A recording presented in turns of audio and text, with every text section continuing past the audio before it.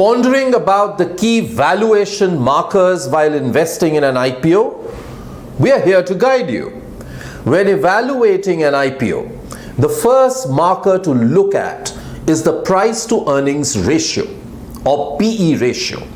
It's a popular valuation metric that compares a company's current share price with its per share earnings. Next, consider the company's debt to equity ratio. It compares the company's total liabilities to its shareholder equity and can help you understand how a company finances its operations. The return on equity or ROE is another crucial marker. It measures the profitability of a company in relation to shareholders' equity.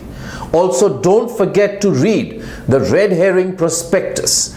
It provides detailed information about the company's business, risks, management, and financials. And finally, pay attention to the company's future growth prospects.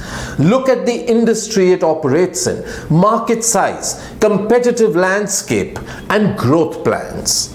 Remember, evaluating an IPO involves careful analysis of various factors. Take your time and make informed decisions. Thanks for watching IPO Talks. And cut.